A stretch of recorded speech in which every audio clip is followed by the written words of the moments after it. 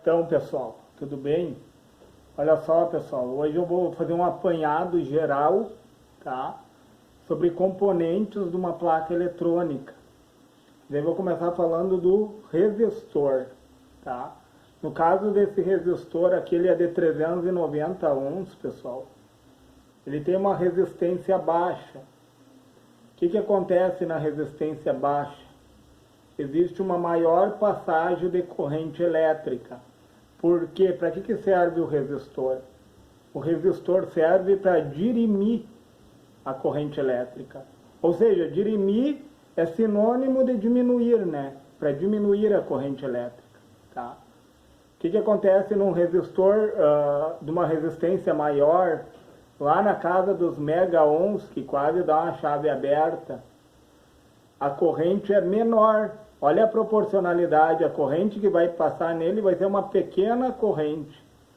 Mas por ele ter uma alta resistência, vai haver uma alta queda de tensão sobre ele.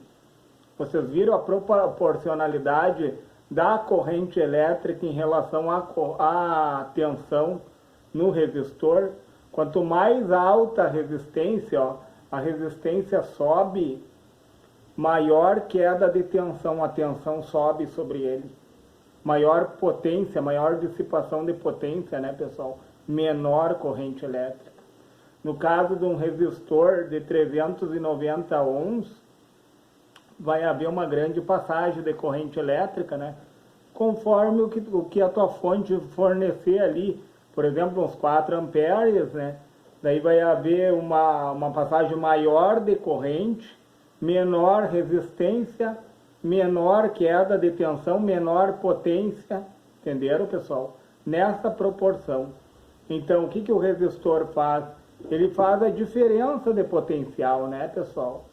Ele traz a diferença de potencial de um polo para o outro, por causa da queda de tensão, entenderam? Por exemplo, se tu ligar o positivo no negativo ali, vai dar um curto, né? Vai dar um curto. E o resistor faz o que? Ele traz a diferença de potencial. Tu pode interligar ele porque ele vai ter uma queda de tensão sobre ele, uma resistência, trazendo essa diferença de potencial. Que interessante, né, pessoal? Que interessante isso. E daí eu vou falar também sobre o transistor, pessoal, sobre o TBJ, ó. Transistor bipolar de junção, tá?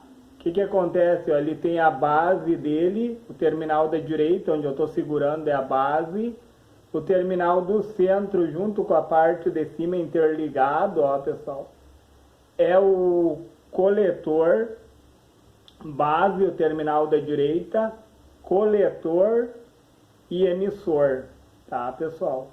Base, coletor e emissor. E daí por uma pequena corrente, no caso esse aqui é o PNP, por um potencial maior de base, ele vai conduzir de coletor a emissor, tá?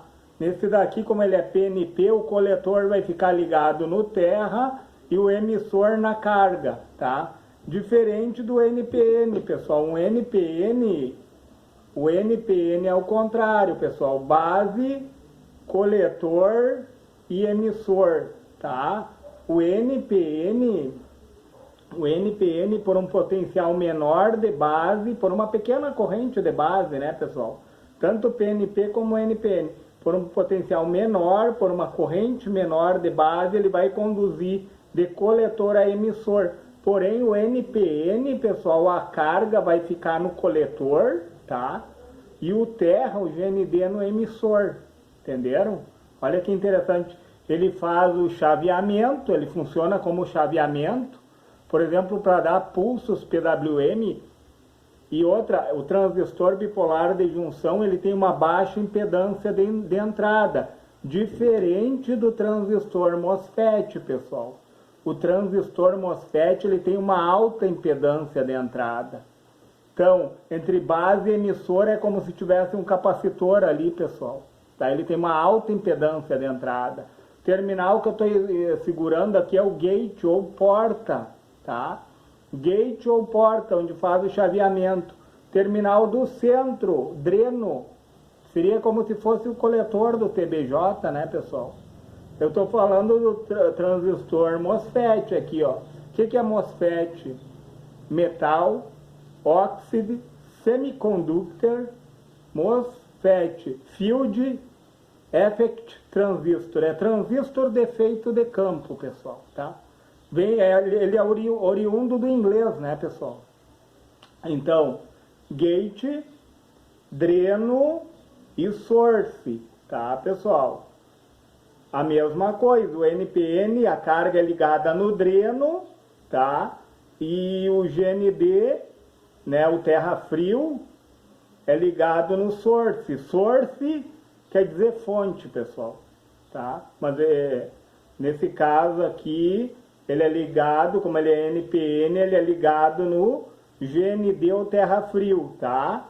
E daí o gate faz o chaveamento e o dreno é a carga, onde está ligada a carga.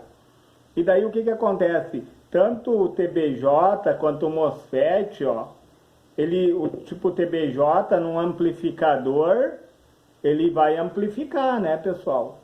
Tipo, se ele tem um HFE, que é o beta é o ganho, pessoal. Ali, ó, por exemplo, uma corrente de base de coletor emissor vai aumentar 100 vezes mais a corrente de base. Tem transistores que aumentam 800 vezes. Então, dependendo do transistor que tu estiver usando, ele vai amplificar. Amplificar o que é a corrente, pessoal, tá? TBJ, ele é tipo um amplificador do tipo A, ele tem uma continuidade, né, pessoal? Por isso que os amplificadores de tipo A, a saída deles é muito boa, porque ele funciona de forma intermitente, ele não para. Porém, ele tem perca de potência, né, pessoal? Tu gasta muita energia no amplificador do tipo A, né? O tipo B veio corrigindo um pouquinho ali, mas ele tem um problema, né, de crossover, eu acho que é o problema dele ali, que dá uma diferença, né, no positivo da onda e o negativo, sabe? Ele dá um delay, pessoal, ele tem uma perca ali. Ele tem uma perca, daí veio o tipo AB, né, para corrigir, que daí foi colocado, se eu não me engano, o diodo, né, pessoal? O diodo ali na base do transistor, para poder polarizar melhor e corrigir esse crossover, que dá essa... É crossover, eu não me lembro direito do nome. Vocês lá nos comentários me corrijam, pessoal. Eu sei que entre o positivo e o negativo ali, ele dá um delay, uma perca, tá? E daí tu bota um diodo ali, ó, tu vai conseguir fazer a correção no AB, né? No AB já vem essa correção, o B já tem esse delay que dá aí, né? Mas o que eu quero falar, eu já estou fugindo, ó, da nuance que eu estava falando, que é componentes, né? Não vamos fugir do assunto, pessoal. Eu estou falando sobre componentes. Eu falei que o resistor ele faz a polarização, porque ele tem uma queda de tensão sobre ele, né? Ele é utilizado para dirimir a corrente elétrica. Conforme a resistência, conforme maior a resistência, maior a queda de tensão, menor a corrente, tá? O transistor, que eu falei sobre o transistor MOSFET, que ele tem uma alta impedância de entrada ali no gate, né, pessoal? Ele funciona como se tivesse um capacitor do gate para o source. O TBJ, né, transistor bipolar de junção, que tem uma baixa impedância de entrada, que é um bom amplificador de corrente elétrica. No tipo, como eu falei, do amplificador do tipo A, ele tem uma boa resposta, né, pessoal? E daí, pessoal, vamos falar sobre capacitor também, né? Não poderia fugir do capacitor. Ó, o capacitor, como que ele funciona em altas frequências? Ó? Eu tenho de poliéster aqui, ó, pessoal. Tem uma alta resistência, né? Os capacitores de poliéster. Como é que eu vou saber o funcionamento do capacitor? Daí a gente tem que saber a reatância capacitiva. Eu sempre falo sobre isso nos vídeos, né? Que a reatância capacitiva é o número 1, reatância é o X, né? XC, que quer dizer reatância, uma resistência do capacitor, tá? Aí tu coloca o número 1 e vai dividir o número 1 por quem? Por 2 vezes o π. O π, quanto é que vale o π? Nós aprendemos na escola, né, pessoal? 3,14. Ele é uma constante que nunca muda. Então, tu vai fazer 2 vezes 3,14. Poderia colocar 6,28 embaixo da fórmula ali como uma constante, né, pessoal? Porque o π não muda, né? Então, vezes o que? Vezes a frequência, pessoal. Então, a frequência, tipo a da minha rede elétrica, que é baixa, 60 Hz, né? Que vem 220 volts aqui na minha rede, e 60 Hz é uma frequência baixa, como vocês sabem, né? E o capacitor, em altas frequências, ele funciona como um curto-circuito. Entendam isso? Por isso que o amplificador, como é que funciona? Como o capacitor é um filtro no amplificador, nada mais que isso. Porque a voz ela entra alternada, o som da guitarra é alternado, o som do violão ali elétrico é alternado, tá? Ele vai entrar no caso na tua placa, né? Na placa de corrente contínua, toda a placa, ela vai, depois da fonte de alimentação ali, passou pela ponte de diodo, pela retificação, passou pelo capacitor eletrolítico, que realinha, né, pessoal? Após isso daí é uma corrente contínua que tu tem. Só depois, claro, né, pessoal, que ali, ó, o teu transistor MOSFET vai fazer o chaveamento para quê? Para que a corrente vire pulsante novamente, né? E o transformador trabalha ou com corrente alternada ou com corrente pulsante, né? E no caso do chopper, que é na placa de circuito impresso, o núcleo dele já é de ferrite, por quê? Porque tem uma alta frequência, né, pessoal? Em altas frequências, tu precisa que o transformador tenha um núcleo de ferrite, não de ferro. Porque o núcleo de ferrite, ele funciona para quê? Para não dar vibração, né, pessoal? E superaquecimento. Daí, em alta frequência, o transformador chopper, através do transistor MOSFET, que vai fazer o chaveamento dos pulsos PWM, né? Pulse Width Management, gerenciamento por largura de pulso, né? O PWM, que quem faz através do gate do transistor MOSFET, ó, ele vai conduzir de dreno para source, tá, pessoal? De dreno para source.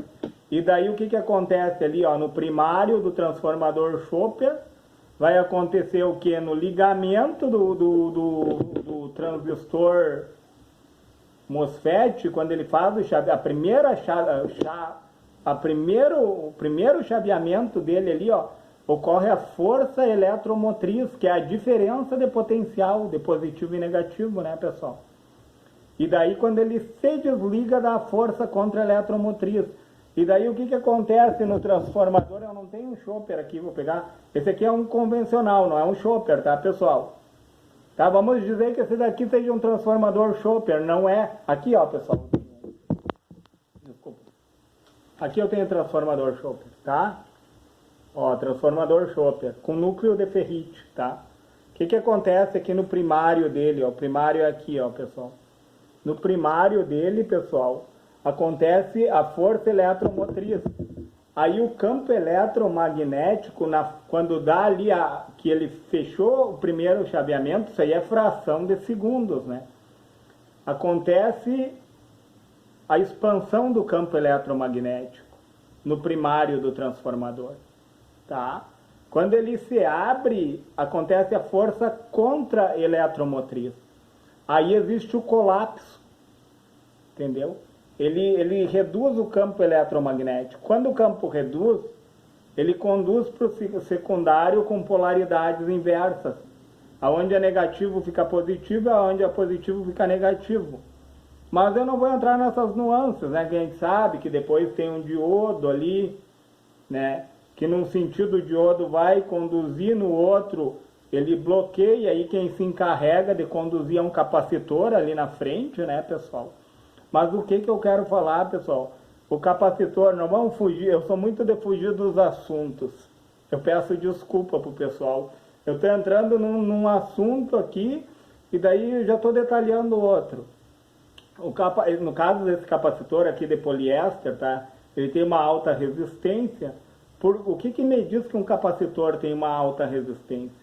Eu estava falando da fórmula, né? XC, reatância capacitiva, é igual a 1 sobre 2 vezes o π, que é constante, vezes a frequência. Quanto maior a frequência, pessoal, quanto maior a frequência, menor vai ser a resistência do capacitor. Porque o número 1 que está em cima ali, ó, uma frequência muito grande vai deixar esse número muito pequeno. E esse número 1 representa a resistência dele. Tá? Então a fórmula é 1 sobre 2 vezes π vezes frequência. Uma frequência muito alta vai deixar a resistência do capacitor baixa. Tá? E outra coisa que diminui mesmo assim, ó, a resistência do capacitor é a capacitância. Quanto maior a capacitância, menor a resistência. Entenderam, pessoal? E quando eu coloco capacitores em série, vamos falar sobre... Quando eu coloco capacitores em série ali, o que acontece? É a mesma coisa que resistores em paralelo, capacitores em série. Positivo no negativo, negativo no positivo, positivo no negativo, entendeu? Em série os capacitores. Os resistores em paralelo diminuem a resistência. Os capacitores em série diminuem a capacitância. E diminuindo a capacitância, pessoal, aumenta a resistência do capacitor. Entenderam? Por isso que existe, tipo numa válvula, né? Numa válvula que tenha vários eletrodos, com o ar como de elétrico, é como se eu tivesse vários capacitores. Então, baixa a capacitância, aumenta a resistência. Aumentando a resistência, aumenta o que ele impede de haver interferências, pessoal.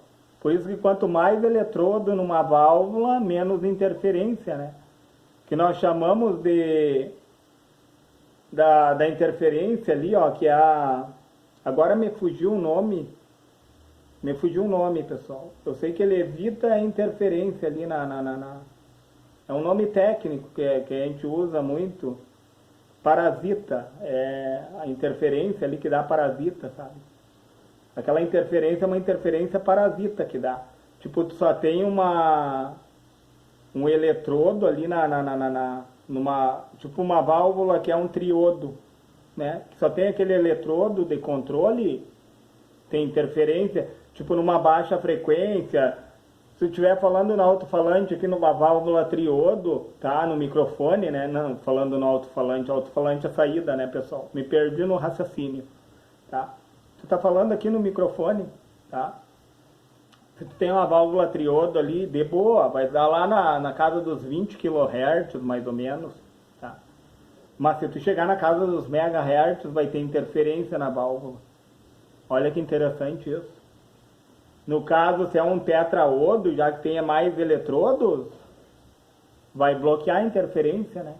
Então, eu acredito assim, pessoal, que a gente tem que entender a eletrônica de forma lógica, né? Quando tu entende de forma lógica, tu vai bater teu olho e tu vai saber o que tu está fazendo, né? Do que saber apenas de forma aleatória, de ler algo ou ouvir falar de algo. Porque essas coisas de lógica a gente aprende na prática, né, pessoal? Mexendo na placa eletrônica, né? Então, o capacitor, o que acontece? 1 sobre 2π vezes frequência vezes capacitância. Quanto mais frequência, menor o número 1 ali, ó, que representa a resistência dele, né?